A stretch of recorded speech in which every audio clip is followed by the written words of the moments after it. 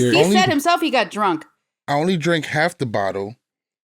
By the time we get done soon. Ooh, what is that? A Pinot Grigio?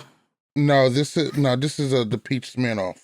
I was gonna say that's vodka. I know that bottle. I was just making that is not wine. Because I got like some strawberry lemonade stuff in there, and it goes really well with the vodka. And what I love is that like this is like censored. It's like not sponsored, so I can't show you. See, my water comes up, that Becky, way too. Let me ask you. Yeah. There's some challenge, like shit going on. Apparently, calls are going out. And everybody's acting up. Wrong. So I seen the Tori thing. I seen the Jemmy thing. Ooh, I watched the whole TikTok thing on the Tori and Jordan and Jemmy thing. Wait, what happened?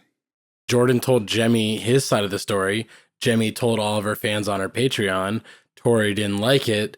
So Tori told Jemmy stuff. And then Tori posted like text between her and Jordan. I didn't see her post. Okay, text. Jordan actually also went on his own live and actually tried to back Tori up.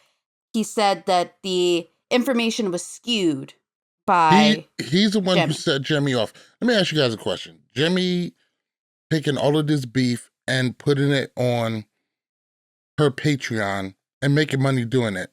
Does this make her an asshole? No, because it's what the fans want. It's what we would do if people would pay us tons of money.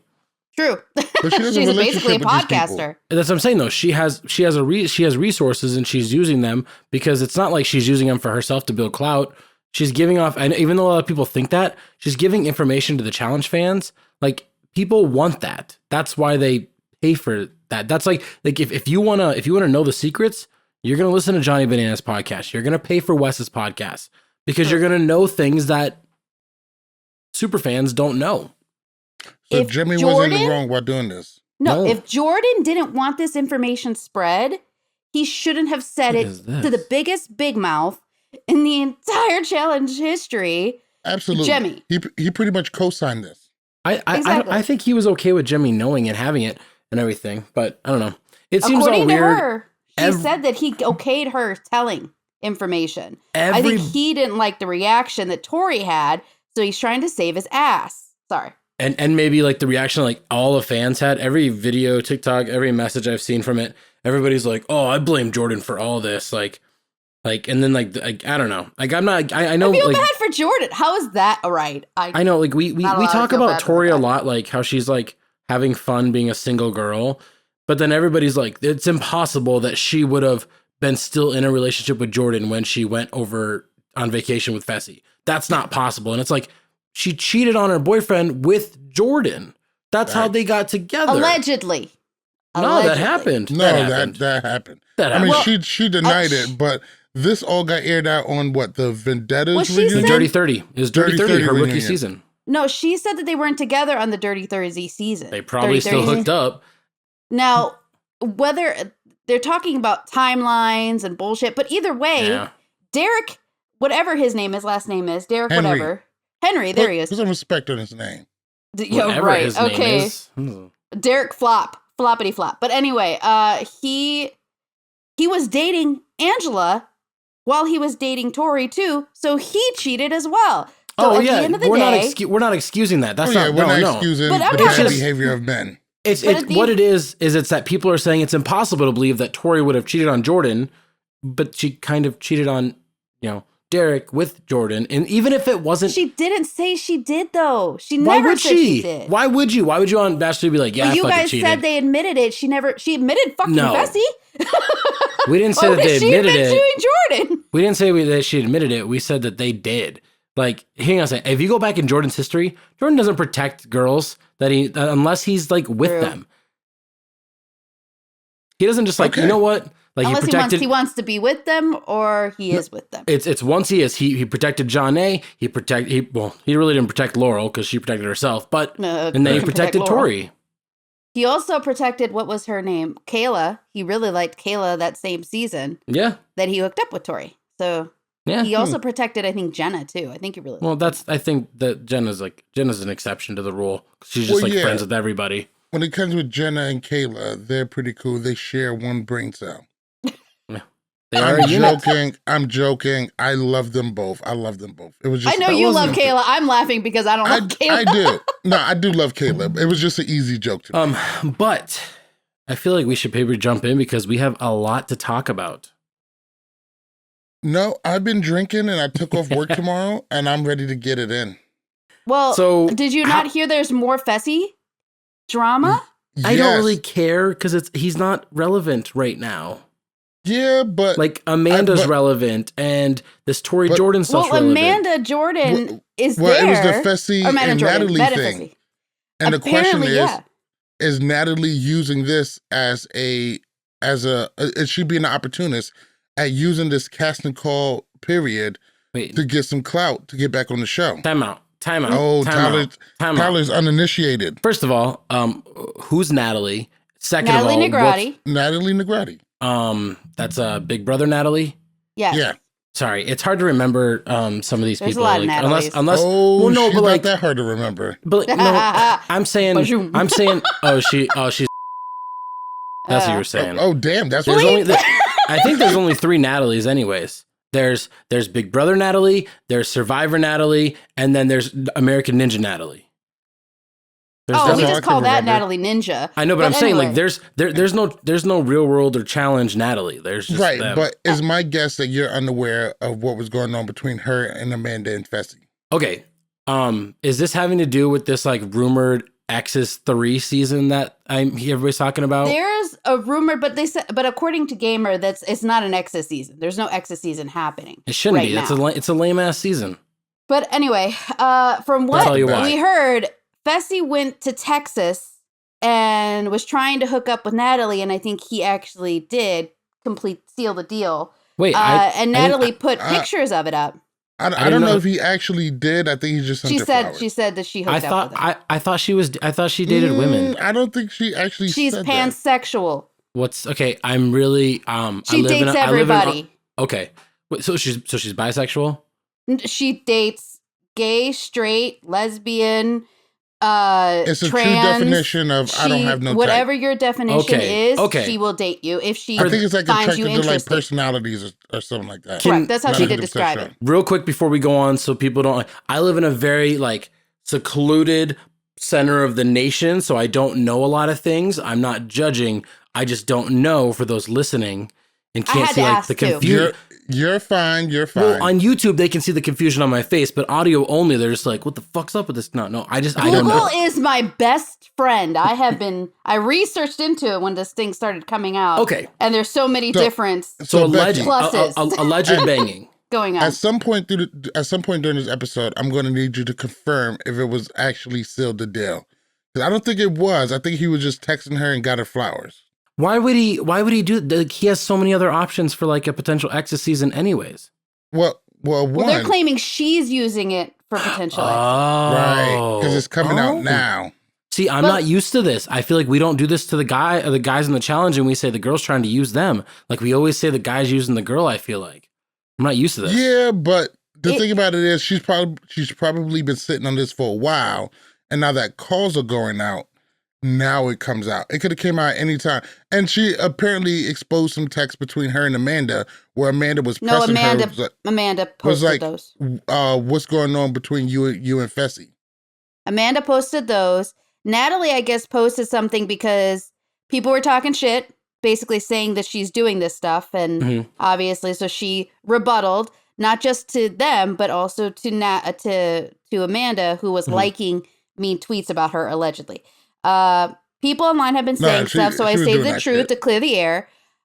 Ain't that serious? I told you what happened on the phone. You're pressed because I spoke out as well. But she also stated, nothing would have, I know she said in another tweet, nothing would have happened had I known the situation between you two. I think she just talking about flirting. Okay. That's what she said. Real quick, here's the problem with all this speculation.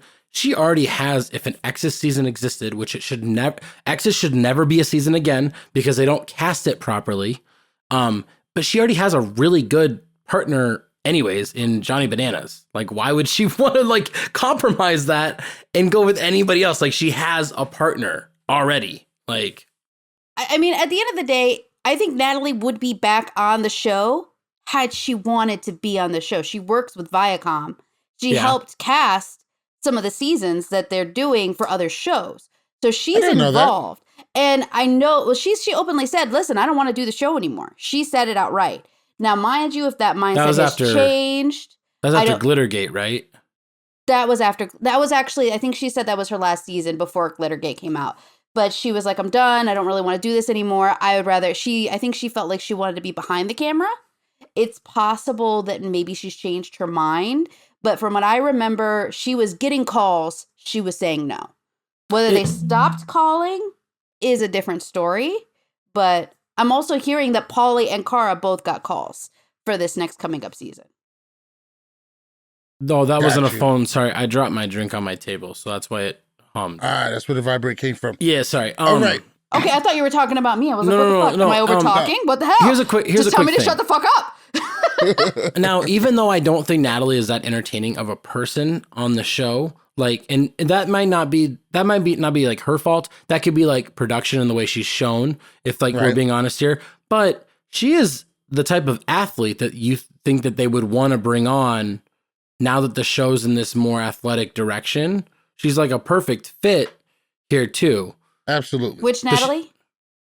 Gymnast Natalie. Negrati. Because she used to be a cheerleader Natalie. And like a gymnast. Yeah. So like she's an athlete.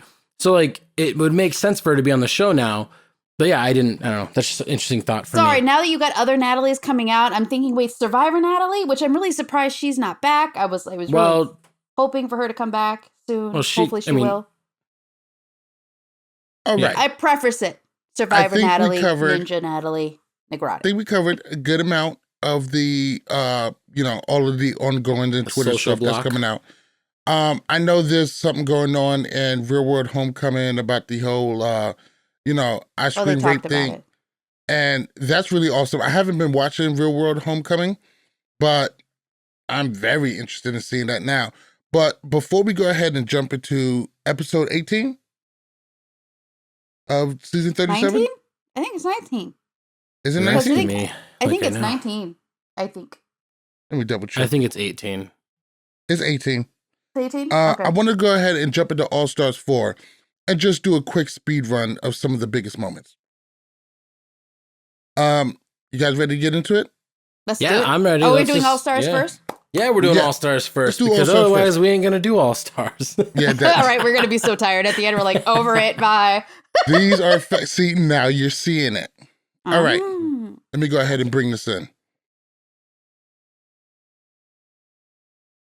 So dramatic. I was hoping he had like a special intro for All Stars, like a different intro. Not today. All right, let's do it.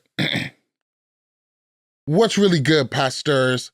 Welcome to another episode of Love, War, Challenges. I am MTV Malik. He is Tyler Louder. She is the very, very best of us. Becky at Gift Master Bex. What's really good? Gang, gang, gang, gang. All Stars starts off. MJ is trying to solidify his alliance. He got Kohada, Darrell, Derek, and Brad. One hell of a fucking alliance. And Jody is definitely there on the outlier. He does this every time he plays. His game has never changed. It's the same game he's always. And does it bite him in the ass? It is. And I'm glad you said that because that is very true. And like all he does is he goes, let me put guys that are better than me at this. And then eventually I'm going to be on the bottom is what he always does. Like, you're selling him short. He is a challenge champion. Yeah, technically. Yes, he is. The Gauntlet 2 technically had a final. Technically. Yo, you're still hot about that. But it's the worst final of all time. We've already talked about this. It is absolutely the worst. God, it was so bad. The worst final of all time was Final Reckoning. No. Gauntlet 2 was the worst. They ate food and then it was over. That was it. It was a wrap. It was the most anticlimactic. Granted, they pulled a bad move. Yeah. But still, it was just fucked up. Anyway, Nehemiah hears them plotting and hears MJ solidifying this alliance, which he probably should have done in a more hush fucking tone.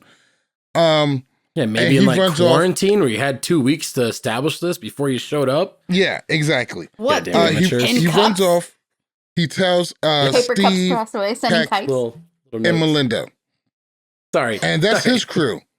And that's something I didn't like. I mean, yeah, you got Letarian, Steve, Tech, but Jesus Christ, if this is your fucking alliance that's going to take you to the end, I mean, Letarian has his strengths. There's a difference, though. Do you notice that MJ put himself with guys that are way better than him to protect him? Nehemiah put himself with a lot of people he can beat. Yeah, exactly. Letarian is the only one to give him a trouble, and that's only in the physical elimination. Yeah. Yeah, 100% right. I see there. So before we get to the daily, Derek and Nehemiah, they have this, Derek tries to make nice with Nehemiah. Nehemiah is definitely not trying to hear any of that shit. And he pretty much tells Derek, oh, hold on a second. He pretty much tells Derek, you're not that guy. You're not the mastermind. You're not, the one to figure out and do all this politicking, and pretty much shits on him, and just, it confuses Brad like it confuses most of us with this whole Nehemiah versus Derek thing. Now, it makes sense to me. Now, listen, Derek has thrown Nehemiah in on multiple occasions, right? Mm-hmm. And I think it's because he's thrown him in before. It's easy to say his name, and there's minimal blowback to saying his name. To me, it strikes me as Nehemiah takes this rivalry with Derek a lot more personally than Derek. I think Derek takes it as like, oh, this is kind of jokey. You're a rival. We can go against each other, make some good TV, go back and forth, yada, yada, yada. You ask Nehemiah, and Nehemiah's like, fuck this guy. This guy's a snake. And I hate him. You can hurt him. There's a problem. When you try and play with a man's money in his pocket, something's gonna happen. It's like grabbing a snake by the tail and being like, this is fun. Don't worry about it, snake. It's okay. And then they bite you, and you're like, why would you bite me? I was just whipping you around. It was fun for me. The scorpion and the frog. I don't know what the reference is. It's an Aesop fable. Oh. You've never heard this one? No. Okay. This is fun. All right. So look. What? So the way hold on, poor shot. You think you would know this? It sounds like something you would know. Yeah. Being from the backwaters. All right. So this is how it goes. There's a scorpion. He has to make it across the pond. He asks all of these animals, will you take me across the pond? Everybody's like, no, you're a fucking scorpion. We're not taking you across the pond. A frog or sometimes a swan says, you know what? I'll take you across the pond. You're not going to sting me, right? Scorpion's like, no, of course not. Puts the scorpion on his head, starts taking him across the pond. Halfway across the pond, scorpion stabs him in the head. And he goes, what the fuck? You stabbed me, we're both going to die. Why did you stab me? He goes, oh, I'm a scorpion. It's in my nature. Yeah, okay. I've never heard that before. Really? No, this is good. Love War Aesop Fables. Yeah. ASAP Malik. But if we remember, here's the thing. Even though it appears that they have kind of buried the hatchet with Wes going on Challenge Mania, Wes and Derek have had a rivalry for a very long time. Absolutely. And Nehemiah and Wes are really good friends. Nehemiah was his minister at his wedding. Is that what they call him? Or what do they call him? Is it no? Officiant, whatever. Yeah. He was the one that married Wes and his wife. Like that's just, and so I think that probably carries on in some manner, and Nehemiah's always went against, back in the day, Evan, huge, Kenny, didn't like him, Bananas, didn't like him, and Derek's in that group. So he's very counterculture, and he's kind of the opposite of what we expect from challengers. He's very zen-like. He tries to be very positive. Well, until somebody calls him out. I mean, exactly. Remember, he got in trouble in that one season because he was putting up affirmations on the wall, and everybody's like, "Is that about me? He didn't get in trouble. They made fun of him. They made fun of him because he was doing that. And he got absolutely. Because they were like, "Oh, he's talking about me," because they're a bunch of babies. Because Evan is not a very secure man in the challenge house. He gets paranoid. But anyways, continue. Sorry. Yes. Sorry. No. All right. Let's go into this All-Stars Daily. Today's Daily is going to be called Bright Skies. This is a trivia challenge. We've seen it before. Try to remember exactly which season it is, but we've seen it before. They're hanging on the side of the building, way too fucking close to comfort. But they got to reel them in. I think it was Dirty 30. We saw it, and you can give an X, and when they pulled it, your bridge or something, we see it just like your bridge goes back. But it's also way before, like way before. could be, you know, any season between 5 and 8. So we see, I know. What was the season where I think it was the same season where the girl tried to kill Veronica. Oh, with Julie tried to kill Veronica. Julie, I believe that was Gauntlet 1 or Inferno 1. I think it was Inferno. Yeah, Inferno one 1. of those super early ones. Because it was badasses versus good guys. Inferno 1, because Gauntlet 1, they were in Denver. They were in America. Exactly. I remember that. So, we've definitely seen this before, and one of the things about All-Stars is I love seeing these old school dailies and these old school eliminations coming back. So, they're doing trivia, and let's talk about it. Katie freaks the fuck out immediately. She's going in. All right. I like Katie. She is... I'm on Katie's side. Huh? I'm on Katie's side. For once? Well, screw production. Screw production. I was pissed off the whole time. At the same time, me too. If you don't want to do it, you shouldn't have to do it. I was really happy that Kendall stood up for her. Like, hey, if she wants off, let her the fuck off. If she's wanting to go in elimination because of it, guess what? It saves all of the women's asses and she's happy and feels safe. I didn't like it because it got to the point where she was screaming and obviously hysterical. You could see the fear on her face. Exactly. And that's not a good look for the show. That's not a good look for her. It's not a good look for anybody. And you got to weigh this with, you know, oh, maybe she should grow up and just do it. You know what you signed up for. But at the same time, no, if she wants to fuck off, let her off. She's screaming. You got to stop it. So shame on production for letting it get that far. She also did say when teacher's like, all right, you're going to elimination. She goes, I don't fucking care. I'll go into elimination. Like, she's not trying to not do a challenge and also avoid elimination. She's like, if I don't do this today, send me in. I'm okay with that. And that's the part where I'm like, okay, cool. Like, you understand the consequences if you're going to refuse to do something. Then I don't care that you refuse to do it. Like, you're not being a baby about it. And Katie's not going to complain afterwards that she's, you know, in elimination because she knows what she did. Can I say one thing about Katie? Sure. I think this is the best she's ever looked. Like, I don't know what it is, but I think Katie looks fantastic this season compared to anything I've ever seen of her in the past. Older ladies there? Even, I don't know what it is, but I'm just saying she, like when she was in her 20s, nothing.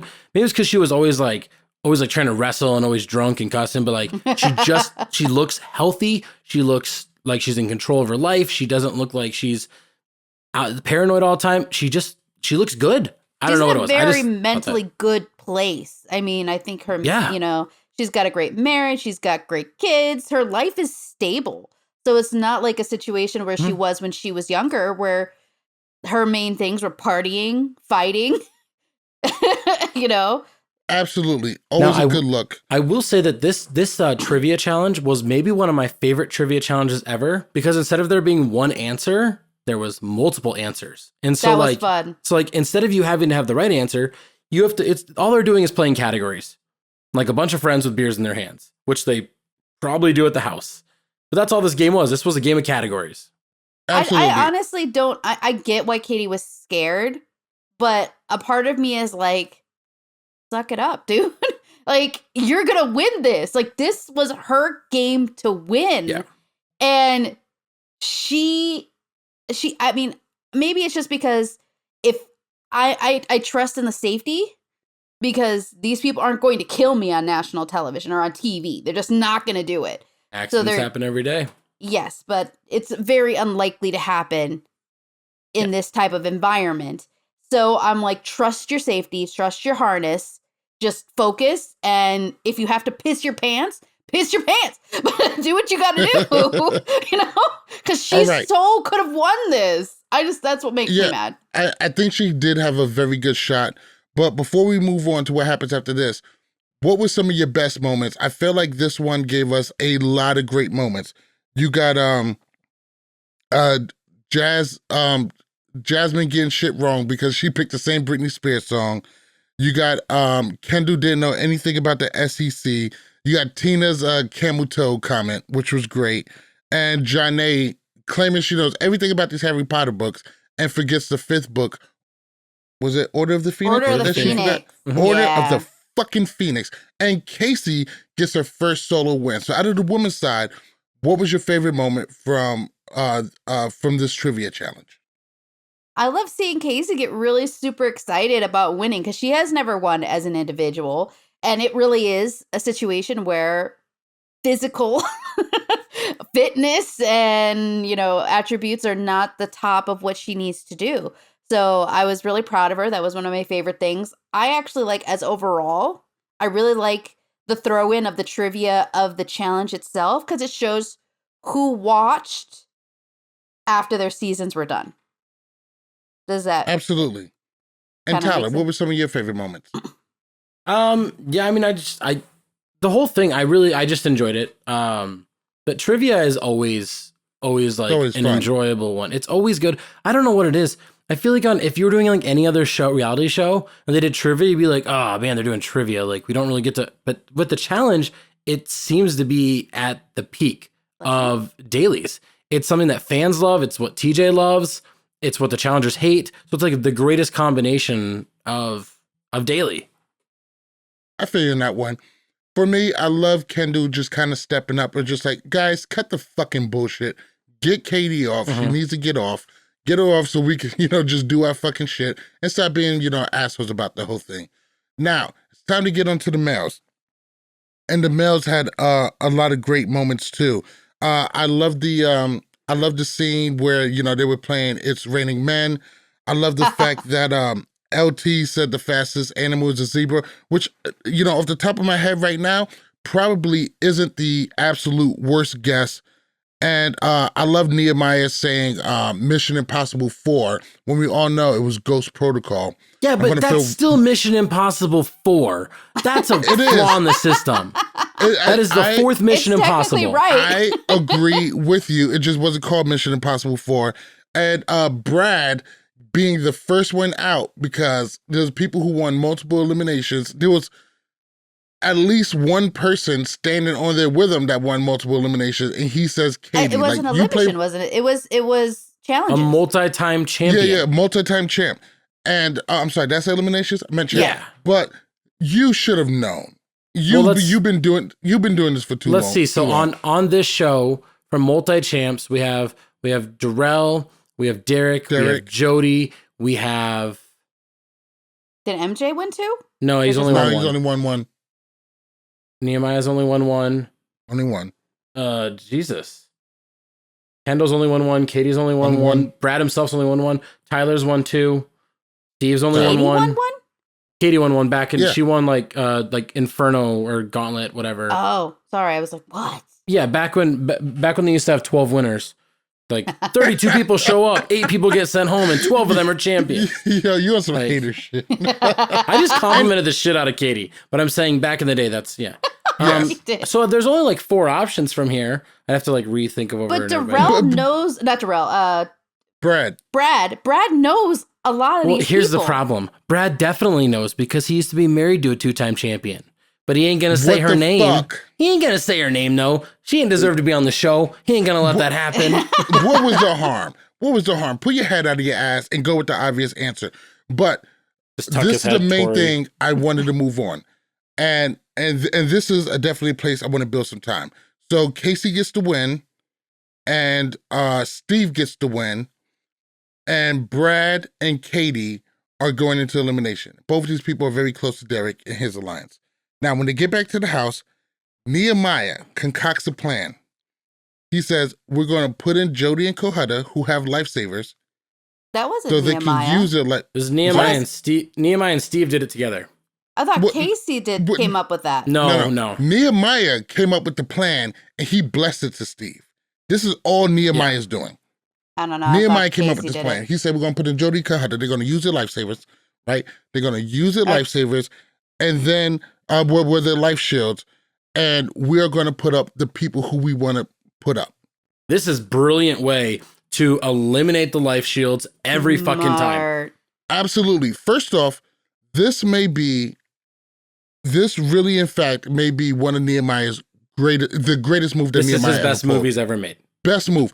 It's intelligent, it's effective, and it's so effective, I'm pretty sure we're going to see this or some form of this through every episode for the rest of this season. It was amazing. What's kind of crazy about this, though, is that Nehemiah and Brad are friends. because Brad's in the same group of friends as Nehemiah West. They're all in the same group of friends. So I thought it was really interesting that he wanted to put Derek in, and Brad was okay with it.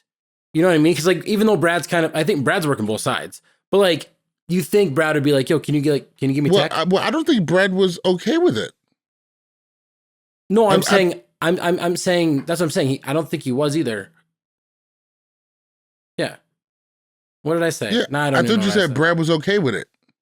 No, I mean it seemed like Brad was just like, this is what happens. Like, it's whatever. Because there was no big drama on it. Brad's gonna save his ass. Yeah, period. I think Brad is fully thinking about playing both sides and decided not to throw a bitch fit because it wouldn't benefit him later on, just in case he has to work with these people. Yeah, because if they said Brad wants to throw a shit fist, we'll throw Brad in there. Shit fist. The shit fist. Shit fit. The shit fit.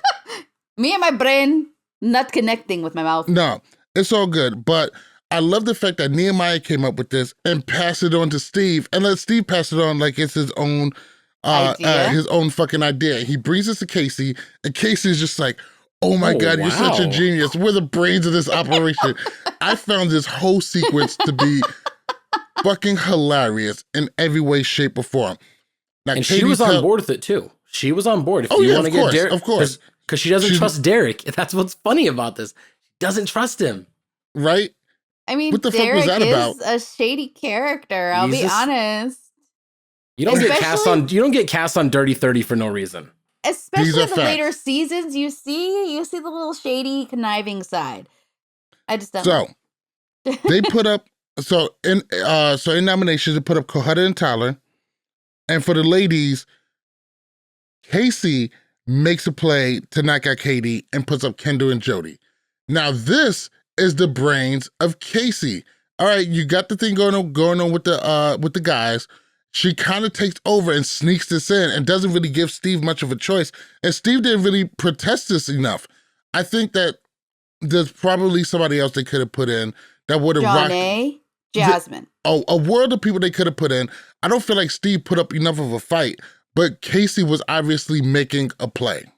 Jasmine doesn't make any sense though, because Jasmine's somebody that Casey can beat in elimination. So Casey doesn't want to send Jasmine in. Right. Like you would say they probably go into most eliminations and it's a coin flip on who could win. Like that's what you'd kind of think. So like Casey is thinking, like, this is how, okay, we have to remember this. This is how one of them in. I mean, historically, this is how the female vets play this game. Oh, you're really good. You're a good female vet. I'm sending you in. So I don't have to go against you. That's how they historically play the game. And it's always going to be, the guys are more like. Did they really think Katie was going to be able to take out Ayanna? It's not, but she doesn't have to. What if Ayanna trips up and makes a mistake? Eliminations are a risky spot to be in. Not everybody's an Emmy and goes 4-0. That's not a thing. Fact. But this was definitely a miscalculation by Steve. Because Katie said she didn't want Kendall. It didn't fucking mean that she wanted Ayanna. And it definitely put a lot of stress on her. But I'm gonna go ahead and just jump straight into the elimination. Because we've been on this for a lot longer than I thought. So we're passionate about talking about Casey's before we win. get into elimination, let's get into the vote. For the vote, it is landslide. Katie made it clear that she didn't want to go against Kendall, and they voted in Ayanna. Fucking Steve. She volunteered. Ayanna was cool. She was already in uniform. Let me tell you. Which was a great moment. I love the callback. But the thing that shocked me about nomination is that Derek was voted in fucking landslide. Now, this guy's supposed to be a fan favorite. This guy's supposed to be cool with a lot of people in the house. A lot of these people appeared on Challenge Mania. So what the fuck was the deal with all of them just like, yeah, Derek? So I actually thought we're giving you money by going on your show. I actually thought Tyler was going to get voted in. I thought so too. Because historically on the challenge, every time somebody goes, well, let's just put in the gay guy because all the girls love him and they won't vote him in, that gay guy gets voted in every fucking time. Like on the dual one, which is on my TV right now, actually, Tyler got voted in. He was like, we listen to the same Madonna songs. They're not going to vote for me. I picked right away. Then he went in. And we see this with Derek on Rivals too. Oh, don't worry. The girls will protect me. They all fucking send his ass in. They all send in Ryan. I don't know what it is, but for some reason, that every time they say, the gay guy will get saved by all the girls, they never do, except for this time. I think Nehemiah really went out and I think campaigned for Derek to go in. Plus, it didn't do Derek any favors to be like, I really thought that I would have like a lifesaver, to use. Yeah, and then Casey calls him out like, "Ooh, Casey just you shut have a him down." lifesaver? Yes, she Or did. they have a lifesaver Casey's to protect coming themselves. Casey's coming in with a little bit of a bark, and I'm not gonna lie, I kind of like to see it. But the shocking thing is Derek was, yeah, exactly. Derek was voted in overwhelmingly. He has almost a relationship with almost every single person there, and they were all okay with throwing him in. Did this like shock you guys that it went down like this? No, I think they really thought that if anybody could send him home, it would be Brad. So I could easily see that, but it makes sense for the guys. I don't think people is that friendly. I think he's garnered it's getting some cutthroat. shadiness. It makes a lot of sense for the guys because the guys are just like either Brad or Derek are going home. Both of these guys are champs. Both of these guys are beasts, and this is a win for us. No matter who wins, no matter who loses. Now, moving on to elimination. The elimination is going to be called "Wait, There's More." Basically, you got these weights. You got to carry them up a ramp up to 1,000 pounds and drop them into a cornhole and solve a puzzle. I don't think this is a bad elimination, but I think it was just a waste for the people who we had in there. We had Oyana, Yana and Katie, and we had couldn't Derek be and Brett. physical. If that was a physical head-to-head, Katie would have got stomped in any elimination. This was a good one. I don't think not necessarily. If it was something like a looper, Katie may have the speed on her. She's also half her size. She would have got dragged through the dirt. I don't think it being an elimination automatically disqualifies her. But this is where I'm like, why not put freaking Jonna? I know you said no Jasmine, but Jonna or Jasmine in, because it was much more even. Jonna's good. Jonna's really good at eliminations. Jonna is really good at everything. I'm not saying she's not. I'm just saying size-wise, her and Katie are closer, and so are her and Jasmine. I just think it was two girls Casey didn't want to go against. I think that's what it is. Like two girls she didn't want to go against. That's who she's going to put in, because if she gets them out, then she doesn't have to go against them. But this elimination's good. What I really do like is endurance, and then it ends with a puzzle. Like, now you're physically drained. Can your mind work? I enjoyed that. Instead of it just being first to transfer all these bags. Like, I'm glad they added a puzzle to it, which didn't seem too difficult of a puzzle, to be honest. It seemed no, it didn't. And when it comes to eliminations, I don't need everything to be physical. Everything doesn't need to be a haul brawl. Yes. But when you have the caliber of Derek and Brad, I don't know. I think I just wanted to see a different elimination. Not necessarily physical. It doesn't have to be a haul brawl or something like a balls in. But I just felt like I just felt like this wasn't the right elimination. The right elimination for this moment. I thought it could have been something bigger. But I mean, they're doing a lot of like I'm not like carnival games. I mean, the last game they played was freaking tic-tac-toe. And oh god, with fireball. We didn't even talk about that. We didn't talk about that. That's probably in like the top 10 lamest eliminations of all time. That was pretty lame. And they said that the fireballs kept going out, so they, I think it was like Jody or something, forgot which ball was hers half the time because the fires kept going out. You know what they got to do? They got to start this shit off with a hall brawl. Start it off with a pole wrestle. Started off big, working some puzzles, but we got tic-tac-toe and this wait for me challenge, which wasn't bad, but it's pretty much 2 puzzles in a row and 2 puzzles with endurance. They're not bad eliminations, but just not the greatest. No, tic-tac-toe is a terrible elimination. If you're listening, Bynum Murray, whatever, don't ever fucking bring that back again. It was terrible. What like, do better. Like, do better. Like, you have years and seasons of like things you can go over. Mm-hmm. Tic-tac-toe is what you do with your kids when you go to a diner. That's when you play tic-tac-toe. Right. I know these people are older, be out of ideas. Like, I know these people are older, but bring back the old eliminations. Like, absolutely. Balls in, like, the hall brawls. It got to be something. No, remember the one from the gauntlet where they're hanging by their legs upside down and whoever falls first? That is a simple elimination and it's brutal. Probably not that great to film, but it's satisfying. What about on the what was it, on the island where they had to like lay on those poles and stay upright on those poles without falling down was like Kellyanne and somebody else. Rachel. Remember? Yep. Kellyanne, Rachel, and Ashley. Yeah. Ashley from Real World Sydney. I don't know why I remember that. I don't know why. It was great with like remember that. endurance Look and at us. comfort. Ashley with an I. Good. Even I remember how it's spelled. I Even remember the better. elimination. That's all I remembered. So But- Brad gets to win, Yep. and fan favorite Derek is going home, and Ayana gets to win, and fan favorite Katie is going home. I honestly don't know how much of a fan favorite Derek is.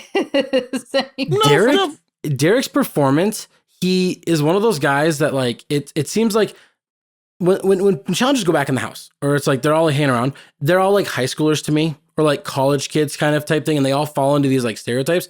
And Derek kind of fell into the stereotype of like really good athlete who thinks he's like the center of attention on everything, and like he's the funny guy, but he's actually not. Like when he was like jumping up and he was like when he walked up to Nehemiah, he like tried taunting, like doing that to him and taunting him. Fucking, that's lame as shit. And then all of a sudden he stood up and he was like, fuck all of you guys. Like he was hoping everybody would be like, haha, Derek's hilarious. Wasn't. And I just think he's slowly falling into this rabbit hole of like living off his reputation. Because last season, he didn't perform worth shit. This season, would he have won if he wasn't with the strongest Last season female? he went to the final. And got fucking eliminated before it even started. Yeah, was gonna but, say- a canoe. but making it to the final and- counts as something. See, because there's different. There's like Darrell, there's Devin made it to two Brad, and finals. Derek who've actually She finished them done both. the know- newer challenges. And I feel like Derek came with a head that was bigger Mm-hmm. because he's like, Mm. I've done the newer challenges. Ya bitches haven't gotten a call back in whatever amount of time. You will all lose to me and I'm going to wreck you. So I think that's how he kind of goes in, and people aren't down for that. I think they're kind of like, you're kind of, You know what? come down. Bougie. Before we move to season 37, I think I got it figured out. You're saying, Tyler Lauder is saying, oh, not me. Derek is giving off peaked in high school vibes. That's exactly what I thought with what he said. That's kind of what it's coming across on of like when I say he's living off his reputation, like we all remember Derek for being badass, but really, if he's not doing a physical elimination, is he that badass? Where he And has to wrestle. When he's doing those physical headbangers, he is at 100%. You can't say there's like he's in tier 1, greatest all time physical head-to-head eliminators ever. And that's not an argument. But then everything else is like a score of like 40 to 50. And it's just like, I don't think you're giving him enough credit. I think he's better than that. But he is known for making great eliminations. When it's all said and done, and if it's physical, he is one of the most entertaining to watch. And Maybe he peaked in college. And we then. love Challenge I'm not saying- Mania. I'm not saying he We love him. Okay, but here's the thing. Last season, We love him. yeah, Derek is literally the reason I started watching the challenge. I saw Gauntlet 2, Derek. watched him fight with all his life and have the most heart I've ever seen a regular person have. Not like a pro athlete, but just like He's guys not a regular competing. person. He's Polish. Okay, I'm just okay. Fair. I That's liked fair. him better when he was a bit more humble. But that's my point though. Like in that he drew me into the challenge and was one of my favorites. And then we got to last season, and it really wasn't that bad. It wasn't that bad. He wasn't like full of himself or I'm better than you and everything. But this season, he just came off as like just this pompous, like walking with his like suspenders on his hand. Like I don't know. He just seemed too over the top for me here, and it didn't seem like he was the Derek that we all kind of love. Very I'm not much the telling him I'm to- better than you kind of. I'm not telling him to act how I want him to act. Act however you want, and that's fine with that and everything. But I think he tried being too much of what he's not, and that is a big time political player and acting like you run the game. And that's not how he's ever won a championship. That's not how he's ever been a dominator. That's not how he's been a fan favorite. That's not his criteria of why people love him. That's my thing. To I think he's fantastic. To a certain degree, I agree with you.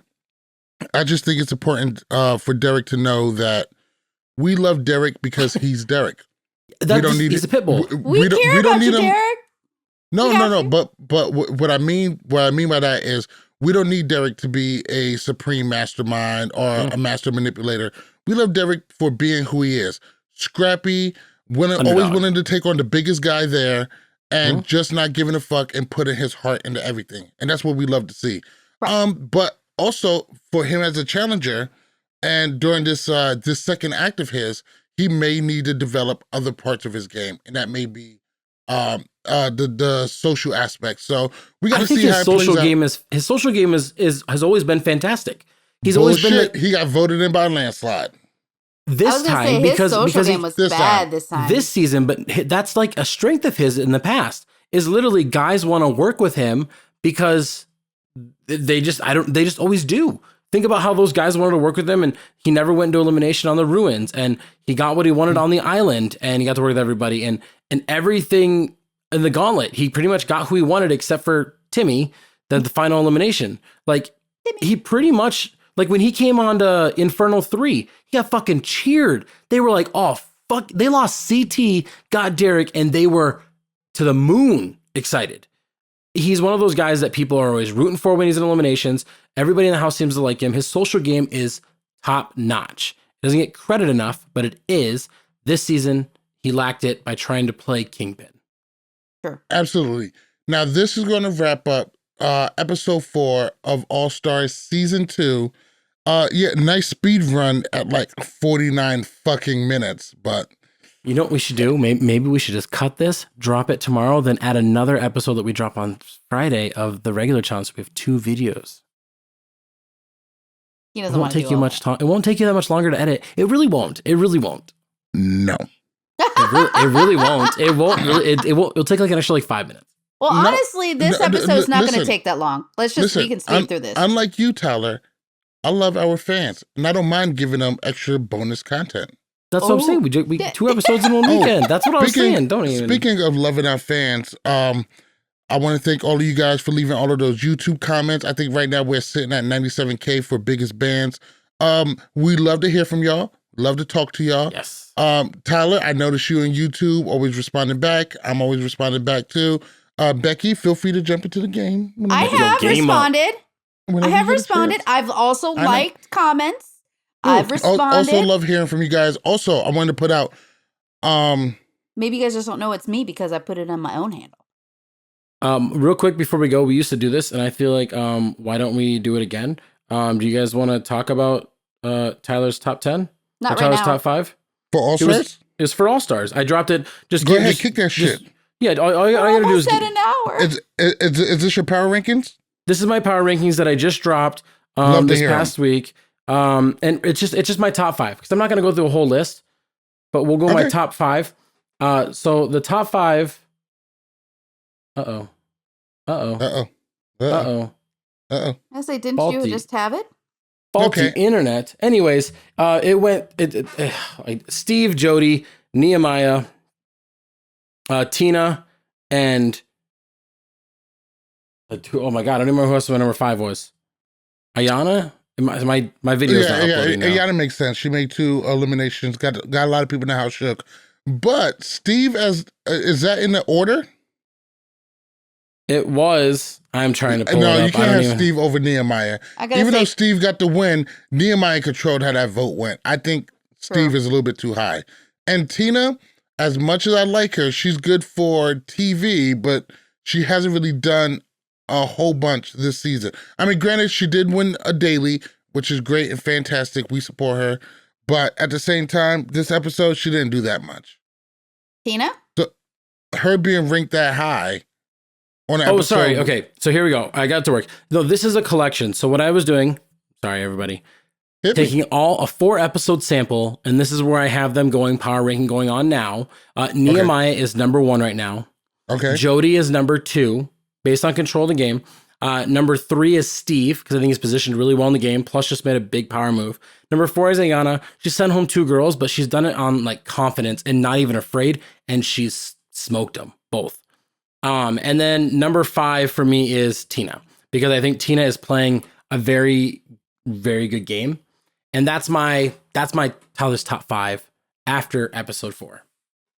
Okay. I like most of it. I still think Steve is too high. And I'm not sure if Tina should be on there. I think she's playing a really great game. I think she is too, but she's only won one daily. She got second place in episode 1. She got first place in the second challenge. She also didn't make a great choice when she was in power. She kind of just, we're going to play fair, whatever. It didn't really work. Does she have some power? Yes. Mm-hmm. Then again, if you take Tina out, who do you replace it with? There's not a whole bunch of people vying. Also, Tina's given us better commentary, better like her confessionals. Her one-liners are killing it.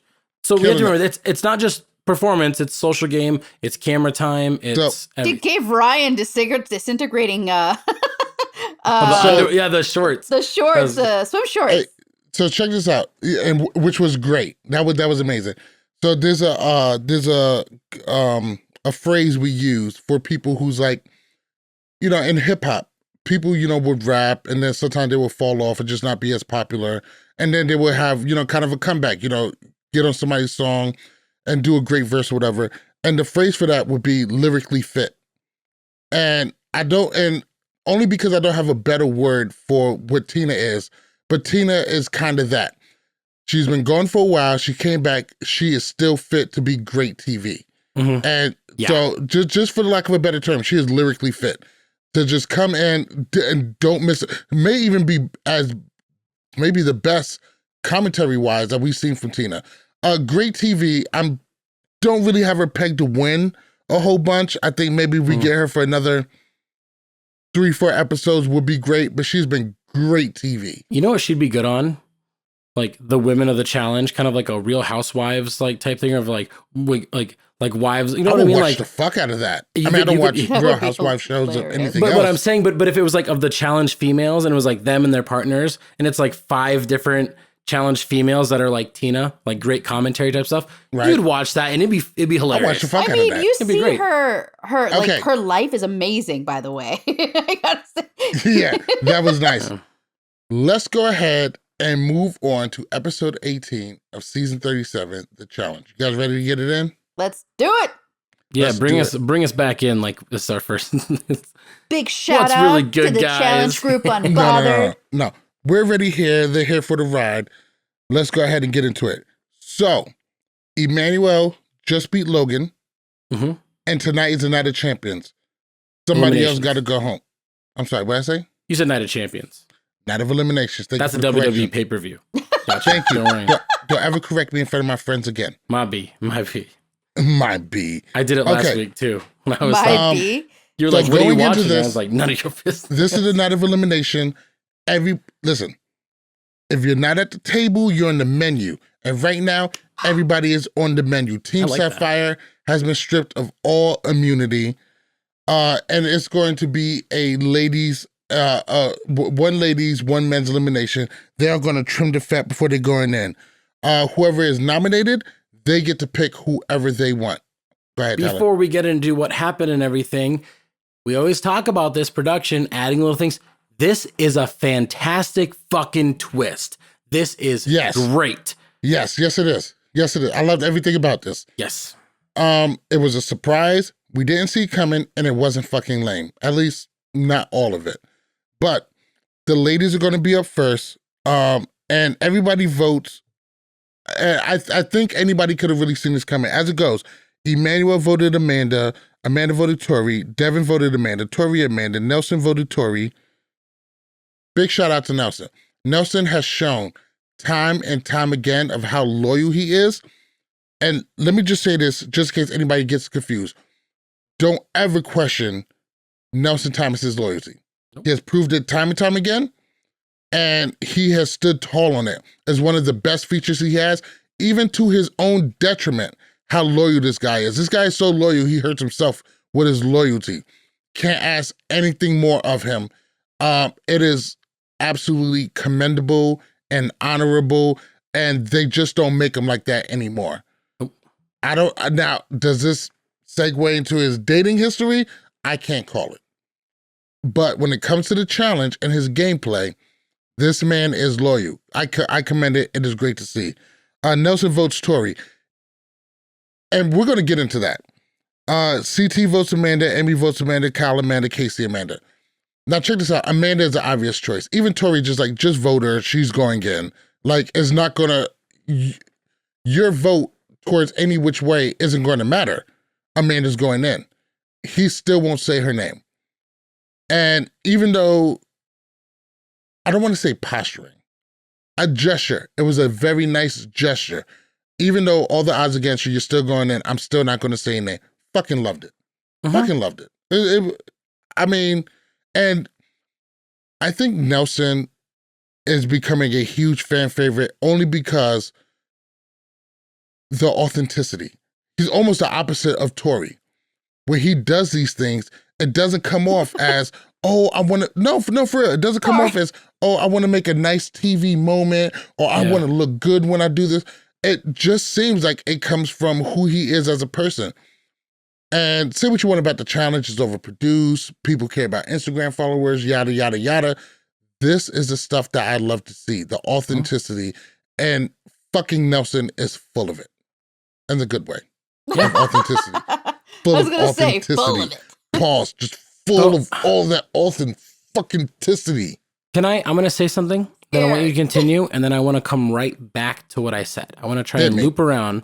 I believe, you know how we always talk about just like production kind of like tailor these challenges to certain people. They completely fucking tailored these to the two people they wanted to come back. Now let's continue. Amanda just got voted in. We'll come right back to that though. But now, Amanda gets voted in and she gets to call whoever she wants. And usually I'm the guy to challenge you on that and just, you know, because most of the time I think it comes off as completely ridiculous. It's pretty obvious. If I was the type of person to believe that what you're saying is untrue and you're out of your mind, I don't have a lot to go on here. Bunny Murray, help a brother out. Because if you're saying you're not tailoring this to who you want to win, these two eliminations I was picked for these two people, And it was really weird that the eliminations were different. Why were they different? Why? So they couldn't guess. Why would it matter, though? The fact Why would that matter? That the puzzles are covered. You can't, so they can't help. I noticed that on the other one with Emmy. They were facing the other way, and the puzzles were also angled so they couldn't cheat off of each other. So that has been a huge question and a huge controversy on like Facebook and Twitter recently about fans are bitching that, or complaining or making their voice heard, opinionating, whatever way you want to go with it. They're doing fans that. Fans are bitching. Well, that's like, some people will see it as bitching, some people see it as just putting their opinion. That's what's happening. And there's like a big argument of like people saying, who cares, shut up, stop talking about it, or like, yeah, I agree. They're saying that challengers should not be able to help in eliminations. But they really shouldn't. But why not? That goes back to how good your fucking social game is. That people want you back in the game and they don't want the other person. But then you didn't win on your own merit. Who gives a shit? And then people are going to talk shit about your win. If you write me $1 million check, Becky, if I get $1 million check, you can do every fucking puzzle for me. I don't care if I have an asterisk next to my name. I don't care. Oh, Tyler didn't actually. I'm just saying that's I think what they say is not a legit win. I'm with Tyler on this one. I'd send you a gift card, Becky, if you help me out in elimination. Easily. You're sending me a $500 gift card? Maybe, yeah, probably. I'm with you on this one. I think that depending on how you handle the game, depends on who's going to help you. It's something that's been going on forever. It's like fighting in hockey. Is it necessary? No. Should we have it? Probably not. But is it part of the challenge and the makeup of the challenge? It sure is. Now, some people's points were, if you go back to Fresh Meat 1 and 2 and nobody was there at the elimination, that was really good and dramatic and everything. And to that I say, yeah, I agree. If the challenge is set up where nobody can watch and help, then great. Fine. But if it's set up where they can view and help, tell me when Leroy and Naya went up against Nani and Bananas in that log thing, and you see the entire crowd freaking out because Bananas is getting sent home in the middle of a challenge, that wasn't great. Of them all being there cheering and watching. Well, that's different. Cheering along and saying, go team, go. They were still helping. Different. They were still like, Naya, move your feet first and then your hands. They were still helping. But at the same time, crowd control is an aspect. It's kind of like having home court advantage. Yeah. And if you can get it, then fucking get it. You know what I mean? So it also brings us this Tori controversy of like, who does she help? And now we get this drama aspect. I want them both to win. Yes. Hold on, wait. So I'm going to get into it. So Amanda comes down. Amanda. Yeah. Amanda calls out Tori. Stupid. She's also loyal though. She's stupid. She's also loyal. She's not gonna call out Nani because Nani's a friend. She's not gonna call out Casey because Casey's dating Nani. Yeah, Casey's a beast. Like, plus, all reality in this elimination, the only person who she probably has, Nani. I don't want to say easy win, but the best chance against has a fair shot against. Physically has a fair shot against. Yeah. And you know what though? She wouldn't do that for her friends. And she wouldn't do that to her friend. And you know what? I fucking respect Didn't the Nani shit out vote of her that. ass in? Yes, but Nani is just going with the flow. I don't give a fuck. You voted me in. Get your ass down here, bitch. But We're that's going what we in were talking sand. about. But that's what we were talking about with Nelson. Even if both Nelson and Nani voted both for Tori, it wouldn't have made a difference. Nani knew that she could say Amanda's name. It didn't really matter. She was going in, and she doesn't have to ruffle any feathers. Well, you see Amanda crying in the confessional. Nelson's my only friend on this season. So this elimination is called Drone Drop, and we've seen this before. And I believe the first War of the World. Yes. Sorry. Thank you. My bad. The drone, which is laser guided, drops the football, and then it becomes, after the football drops, it becomes balls in, which is fine. And this goes exactly as we thought we was going to go. Now, for the first round, Amanda put up one hell of a fight up until the point where Tori just picks her up and carries her. Johnny backpacked her. No, that is not a Johnny backpack. It was more of a, you're right. It's not as epic. She literally side babied her. It was more of a satchel. It's more of a satchel. She Tori satchel her. Exactly. It wasn't a bananas backpack. It was like a bananas clutch. You know. Yeah. So, clutch. She was not on her back carrying her from her butt. She did not stand up from her butt, all legs, and pick that fucking kid up. She did not. I mean, but it's still impressive. It's still impressive. And also think of the fact that Amanda's teeny. Bananas was not teeny. Fault. Tori was called down. She went in there and she handled business. It wasn't as epic as a moment, but it was just as fucking dominant. It was funny. That's what I say. I don't think it was that dominant.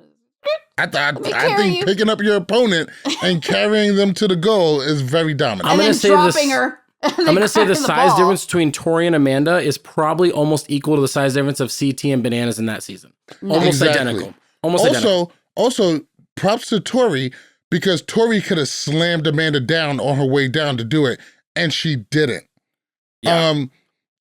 Tori gets the win.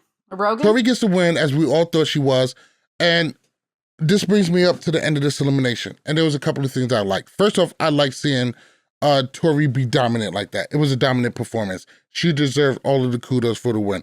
Amanda's half her size, but Amanda called her down. But Amanda, she won with class, and Tori won with class, gave Amanda a hug. Amanda lost with class. It was a great fight. It was a great elimination. I love to see it. She gave her props. But also at the end, we see a very humble, appreciative, vulnerable Amanda. And this was the moment she turned me. I'm a challenge guy. I have my biases. I have people I like. I have people I dislike. I have people I root for. I have people I don't root for. That can change in a season. I'm open to change. I'm open to learning more, and I'm open to liking people who I previously disliked and disliking people I previously did like. And seeing Amanda humbled and seeing her appreciative and seeing her vulnerability, this is what turned me. And I've never been an Amanda fan. I'm not Devin. I'm not an Amanda guy. But I love seeing it. And she fought her ass off in this elimination that she was never going to win. I saw more effort and more heart in this one elimination than I'd seen in her entire challenge career. She always said, I'm here for a good time, not for a long time. And this is the first time she's like, I'm going to fight. And she did fight. And I gave her that. She was all heart. You got to give her props for calling out a girl as big as Tori, knowing that the possibility of going into a physical elimination was high. It just... No, I agree with you. I give her props for that. But nonetheless, I also like the fact that they went with a football versus a bouncy ball. Because I remember when they did it during War of the Worlds, it bounced crazy, poof. yeah. like crazy bounce. So this was less of a bounce. It literally just plopped. So it was nice. All right. So what I have heard is that season 37 has made you turn the corner on Josh and Amanda.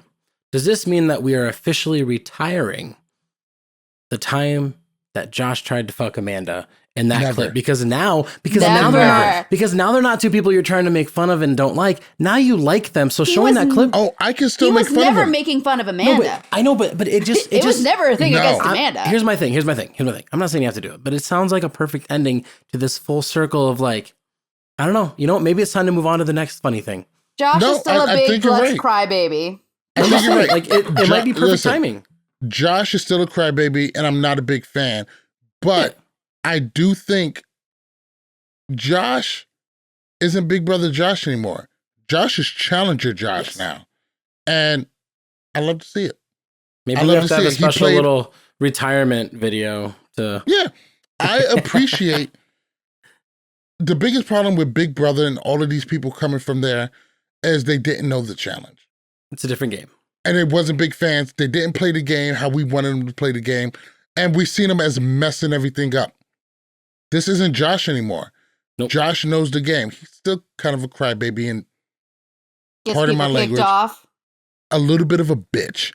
Versus getting him kicked off when he threw a glass at somebody's face. I'm sorry. Look, all that to the side. Still mad about that. He played an amazing game. He's not Big Brother Josh anymore. He's Challenger Josh. And still not a huge fan, but I can respect the gameplay. With Amanda, Amanda's always been devil, and TJ called it out best. Hey, that whole devil shit, fucking bullshit. And TJ's on social media. But all reality, I don't want to say the fans deserve this. You know, the fans deserve to see the real you or the fan. But you know what? I feel like we got a glimpse behind Amanda's hard. I understand. I think this whole season we kind of got it. Like they were showing it all season. I get it. Oh, I'm a hard rock. Nothing could affect me. I hold it down. You can't fuck with me. I get that. And we kind of see that crack on Amanda a little bit. And she kind of let her guard down. Is still the devil. Her Twitter presence is still very much the devil. She just calls it like it is. Listen, you don't have to be an asshole. That's still, you can call it like it is without being nasty. Stop. The challenge is full of assholes, and we wouldn't watch it if it was a bunch of nice guys talking about, oh, no, you go. Oh, no, you go. You go first, sir. It's not what we watch it for. It's one thing if you do it on TV. It's another thing if you're being nasty on Twitter. I can't see the bite. We wouldn't give a fuck in translation. About her. We wouldn't give a fuck about her if she was nice, because if she was super nice, she'll be Jenna. And I'm not gonna lie, I have her muted. So Jenna has been gone from the challenge for a little bit, and not to shit on Jenna, and I'm by no ways trying to disparage her, but no one has given a flying fuck. I haven't heard a single I miss Jenna. And don't get me wrong, I like Jenna. I think she's cool. No hate towards her, but she left the challenge and no one cares. She didn't leave a huge mark. I mean, it's just she made 3 finals in her. She made 3 finals in her first. I forgot that she made 3 finals. That's how I completely forget about Jenna. And she did it with terrible partners all 3 times. Exactly. She relied a lot on her social game. If you're just sitting there being a nice guy, that's not going to get you. That's not going to get you nowhere here. Amanda may have this whole devil thing. It was nice seeing the vulnerability. Hopefully, we see a little bit more, and she calms her shit down. But she plays a really fun character. So that'd be boring. Let's move on to the guys' elimination. Emmanuel is voted down. Almost in a fucking landslide. Tori voted Nelson. Emmanuel voted Devin. Emmy voted Nelson. But it's been landslide Emmanuel. He's going to do 2 eliminations in one night. Smartest thing the guys in the house could have done because he just did an endurance elimination. 100% smartest thing. But also... and I'm not trying to be a cunt about this, but I thought Emmanuel should have been given a pass. Maybe he shouldn't have tried hiding the entire season and not going to elimination. I'm fine with him being voted in. He's a rookie. No argument here. We're all on the same page. No argument with him getting voted in. But being for the fact that he just did an elimination, I would have been okay with him getting a pass. You can vote for anybody except for Emmanuel. To be fair, they gave him a puzzle. So it's not like he was like too winded. Like they gave him a puzzle after he got to rest for probably about an hour. And see, this is where I have the problem, because you always talk about, oh, these eliminations are doctored and they're planned. And this really gives a lot of credence to that. Oh, yeah, but it also benefits Devin because it does. It does. He did just do a physical one. So. Those puzzle boards must have not been out there, because when they picked Devin and they were like, oh, by the way, they had to move him out. It's going to be a puzzle. Everybody was like, oh shit. Devin started laughing immediately. I'm glad you said that. Not only was those puzzles already out there, I don't think the bin and the drone was out there either. Yeah, because Amanda was like, what's the freaking elimination? Exactly. Amanda was there for that season, so she would have knew a drone ball drop. Maybe they had like 3 or 4 eliminations picked just in case who went in. I think you're 100% correct. I'm just they had a couple of lined up. Who do we got? Okay, we got these two, and we're going with this one. Oh, CT's getting called down. Here's this circle you guys have to wrestle. Like, I mean, to be honest, the last elimination for the girls was physical. And, the last elimination for the guys was endurance. The last one for the girls was a puzzle, and I think the last one for the guys was endurance. So I think they flipped it. So the girls are endurance, and then the guys are puzzle. The girls weren't endurance. This was physical. Well, physical. You know what I mean. The main thing is, I think Emmanuel should have been given a pass. I would have been okay with that. I disagree, but I agree. I disagree as well. It makes otherwise it kind of ruins the twist of like everybody's up for grabs. If they was going to put him back in, they could have did the elimination on the next day. I mean, he got to do this elimination second, and he got to pick who he went against. He got to pick his poison. Still, the thing is, he just went in. But it stops the surprise, because people are not ready for this. Giving them another day allows them time to be ready for it. What if he would have won? Somebody would have been like, that's not fair. He was warmed up. I wasn't warmed up. True. Say it was a physical elimination, and people would have been like... My shoes weren't even tied. He was loose. Well, if it had been a physical elimination, Emmanuel would have probably beat him, and everybody would like, oh, it's because it was a physical elimination. No, I don't think so. That rocket run shit was exhausting. If that was, he looked pretty refreshed when he was down. If they would have done the same elimination for the guys, I think Devin would have still beat him. I wouldn't knock that.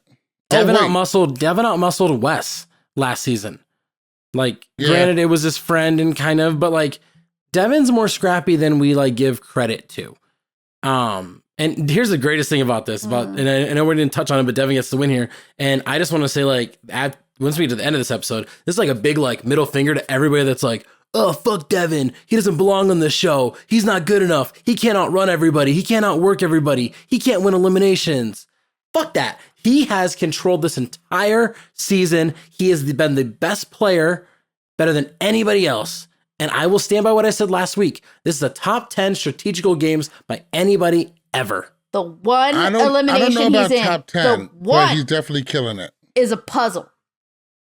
A puzzle that he didn't get help with, and the other people were trying to help his opponent. Speaking of he which, didn't need help. He yelled at them like CT tried to help, and he was like, "Shut up, I got it." But let's get to that. Let's get to that though. Yeah. Let's get to that. Now, Tori has been smashing on Emmanuel, and Emmanuel has been smashing on Tori. I like how you said that. I like that. Thank you. Like giving her credit. Yeah. From what I hear, she's taking that still ass. smashing it. Exactly. That's hers. But Nelson and CT got on Tori because Tori was helping Emmanuel.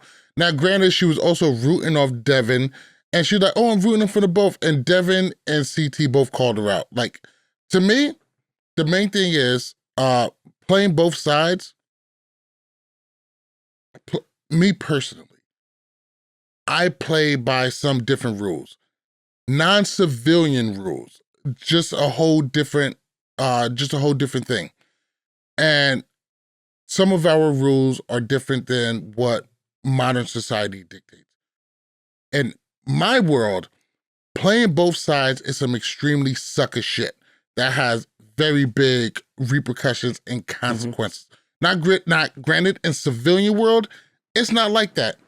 And I get that. When you're a civilian, you follow civilian rules. When you do street shit, you follow street rules. But I can think that playing both sides, even in the civilian world, will also constitute some sucker shit.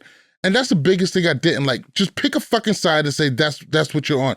If she would have just said, hey, fuck you guys, I'm fucking Emmanuel. I want him to win. I know I have relationships with everybody else, but this is where I'm at right now. I would have respected that. But the whole, I want them both to win. So I just They watched. both can win. Let's give us some credit here. Did you shush me?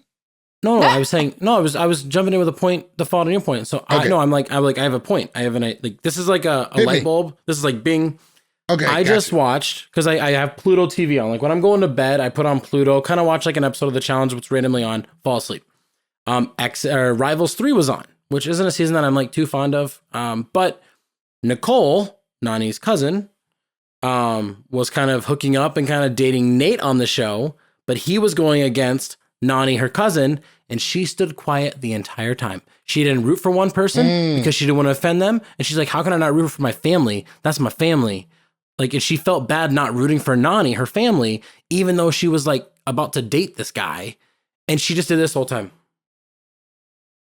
Didn't move one time, didn't say anything. And I was like, that's how you do it. And knowing Nicole, for as much as we know Nicole Ramos' history, that bitch would not shut up. Yeah. So the fact that she managed to just go, whoop, shows a lot 100%. Of restraint. This is,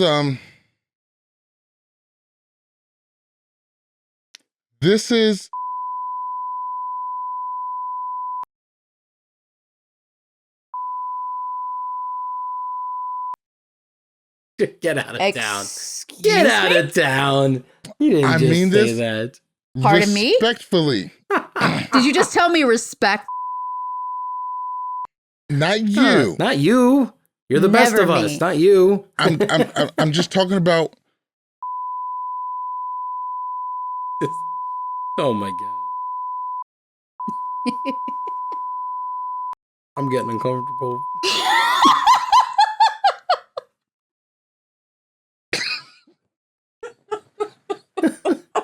You better cut this shit out. You are so wrong. I'm just playing. I'm not gonna lie. I was like waiting for like a pillow to get thrown across that room at you. No. Tori could have said nothing, and then there's nothing to discuss. Yeah. She's not pissing anybody off. But Tori gets to win. Devin gets to win. Very glad for them both. Guess what happens to them now? They're going to the final. We get to start the final. Whole lot of bullshit between that time and between the final started. Let's go ahead and jump into the final. There's like a cookout, something. Yeah, a cookout. They had some drinks. CT became a cook again. Yeah, he was. Yeah. Bison. Once again, wasted time where the story wasn't pushed forward at all. So the first leg of the puzzle is, the first leg of the final is a puzzle. Got to turn over these big blocks, put them in order of the world, and match the countries to the flags. CT crushes it. Tori comes in second, and Nelson, Devin, Casey, Kyle, and Emmy. And everybody cheats off of CT's board. No, but here's the problem. Nani goes, CT didn't even cover it up. I'm going to cheat. And then she gets fucking 8th. What? You didn't cheat. If you get last place, that means you didn't cheat. What the fuck? Can I tell you that none of these people... How do you suck at cheating? Huh? I saw a tweet when that happened, and it was a very simple tweet, but perfectly described it. It's like, Nani is such a flop. And this is a flop shit that does it. Because you could have came in a lot earlier, but you fucked up. You had an opportunity, and you flopped it. And that's exactly what happened. Huge problem with this final already, though. I'm going to state it and everything. I hate start and stop finals because production can skew times of, oh, you were ahead by 5 minutes. Oh, wow, you caught up and you're only 2 minutes behind, even though it was 4 or 5 minutes. The problem with these timed finals is we get issues where Kara's solo win is discredited because Zach beat her by a lot. And then we come out to find out it was only by like 10 minutes in the first leg. And then she beat him by like 20 minutes in the second leg. But we don't see that. That's the problem. It's the way they cut it. I felt like this final was actually well produced, though. It is, but it should be start, finish. And if you have to like get in a helicopter along the way, that's fine. But there shouldn't be, all right, everybody's here. Now we'll continue the second leg. They should show everybody's times and just not the final time. So that way, when it's still I would be okay with that. Just a little thing showing where everybody is at with their time will give us a much better sense of where everybody is. They did it on World of Worlds 1, and it was great. We saw that, like, after the first day one, took Theo, who was in first place, 5 hours and 40 minutes on day one. Like, it was great to see. That was grueling as fuck. But what was I going to say? Now you guys all, I forgot what I was going to say. Go ahead. Moving on. Helicopter. Oh. So. I was going to say something. Oh, why does everybody not know the geography? Like, nobody knows any maps. Like, everybody was flipping it. Americans are historically bad at geography. But that wasn't just Americans. Like, they were... A lot of people are better at geography. I think most of the countries were in Europe, too. I think they had to lay, like, 10 down. I think, like, 7 of them were in Europe. Yeah, I think most of them were in Europe. Yeah, and one was in Africa. And one was in America. But they couldn't put the map together. And a lot of those countries were pretty easy to recognize. You know, Germany, Ireland, England. So... Yeah. Why they was having so much trouble, I don't know. But then again, you're doing the final, you're already tired, you're bound to brain fart. And I really think the challenge really incorporates that into how they do these things. They expect you to have these brain farts in these high stressful situations. You know what would be better? The best thing, and I wish they would start doing this. Instead of that like bullshit we got in the middle, I really wish they would have shown them at home. In the middle? In the middle between, sorry, this is like going back, between elimination and final. That like 20-minute bullshit, whatever. I wish they would have shown them like packing and then getting in a vehicle, driving to the final. And then you give us like a 60-second clip of each person talking about what this means to them, what they're doing this for, how much they're ready for this final. And like you kind of get like a warm up of like the end. Yeah, but I mean, I think it'd be kind of cool as like, we're in the car, it's go time. I'm so fucking ready to, you know what I mean? It'd be kind of cool to like, it's like a pregame show for football. For football, yeah, you get that little hype and everything. The Ohio State. No, don't. We don't. Not supposed to say that. I don't even. You know, I've never even typed that in my phone. I put stars over the word Ohio when I type in the, because I hate that franchise of a college so much. I'll just use that as an example. I'm a Wolverine through and through. Okay, let's just keep going. Sorry, I sidetracked. Oh man, great fucking season for you guys. Yeah, Jim Harbaugh finally putting it together. It's great to see. Great to see. Freaking out. Okay, moving on. Checkpoint 2 just running up the hill. Nelson takes the lead. Checkpoint 3 is the wired puzzle that we seen CT beast earlier, but Devin takes the lead. I know you're not a big fan of these start and stop finals, but it was absolutely great to see the lead go back and forth. Yeah. And I thought they presented it really, really well. I thought this was, I think the way they're producing the final has been really, really good for a start and stop final. So big kudos for them for that. When we get to checkpoint 4, very interesting. There's 2 platforms and they're forming a new cell, orange and purple.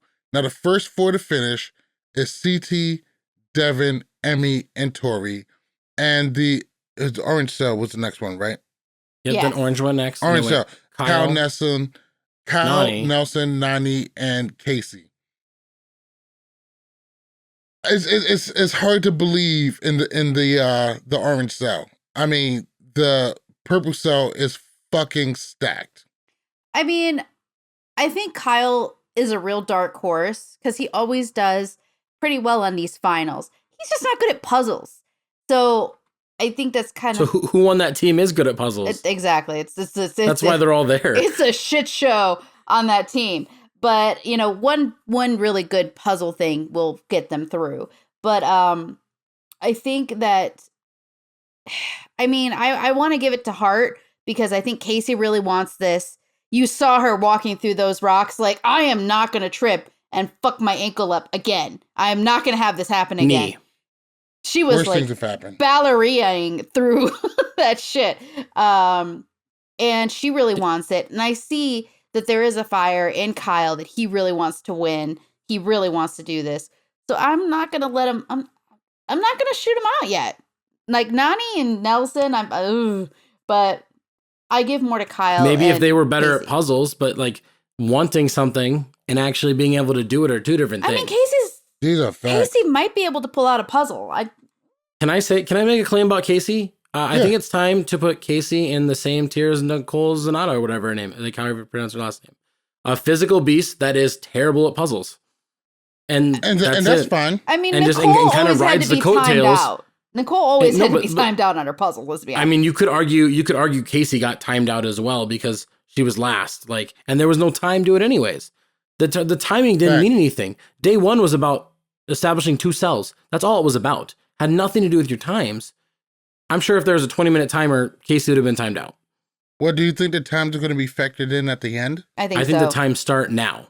I think the time, because what they're going to do is, I don't think anything we just saw matters for times. I think it all matters on cells. For the cell. Now, and after this one, they're going to cut 4 people, and then those 4 are going to compete in the final leg. Is what I think is going to happen. I really wish that they would just do 4 champions, because we need new champions so bad. We need new female champions. And we're gonna get one. I'm really hoping for a guy and a girl champ this season.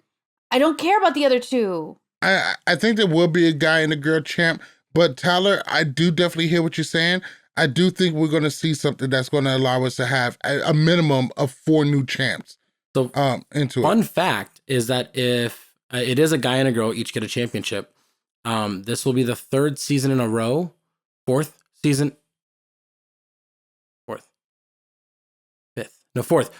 in a row that a female will win her first championship. This will be the 4th season in a row. Oh yeah, because none of these girls have ever gotten one.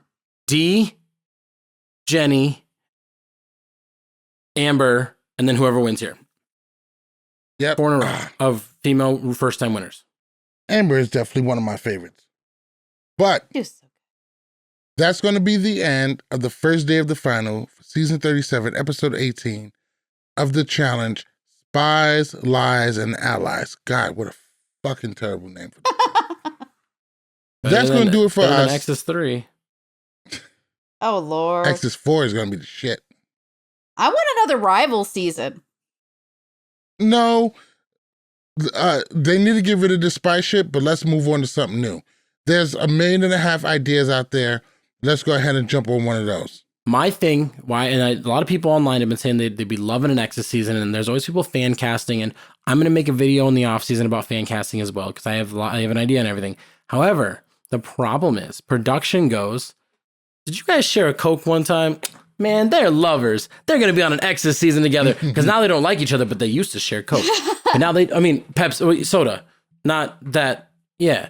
But I mean, Rivals is a little bit easier to cast because like Coke. Everybody fights. Rivals is you voted me in and backstabbed me. Now we're rivals. That's so easy to sell. Then Nia gave Leroy a blowjob. That's an Exodus season. Yeah, they hooked up. That's true. She did say world class blowjob. Allegedly. That'll make you an ex. Allegedly. This is like we dated. That's not even an ex though. They did hookups too, though. Let's just be honest. You know what? That literally is like. Oh man, we don't got any more alcohol. All right, I guess we'll just hook up real quick. Like that's what it was. Damn. It was like there's nothing else to do. All right, fine, Leroy, let's go hook up real quick. It literally was nothing. My point is, if you're gonna have a season that is a legit like category thing that you section people in, it's got to be real. Like it has to be.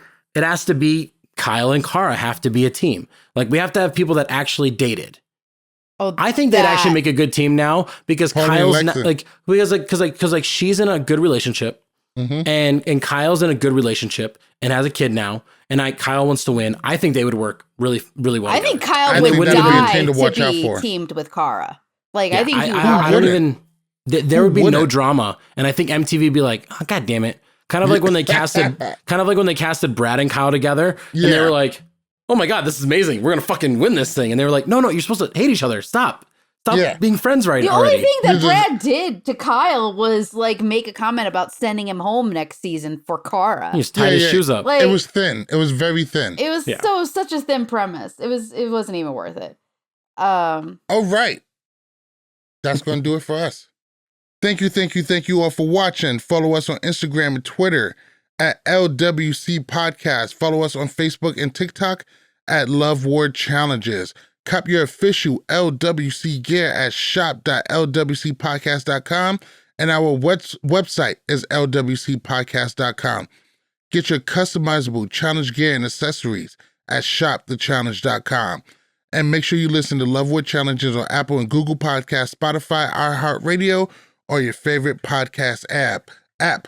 Please like, please subscribe. We love to hear it. Love to see you guys. Love to hear from you guys. Big shout out to the Unbothered podcast. I want Nadine and Tia had us on for their last episode. Should be coming out pretty soon. Had such a great time chatting up with those ladies. Make sure you join the Unbothered Challenge Facebook group. Big shout out to Gamer Vev. Your God and mine. That's it. That's going to do it for us. Once again, I am MTV Malik. He is Tyler Louder. She is Becky at Giftmaster Bex. This is Love War Challenges. Good night. Bye.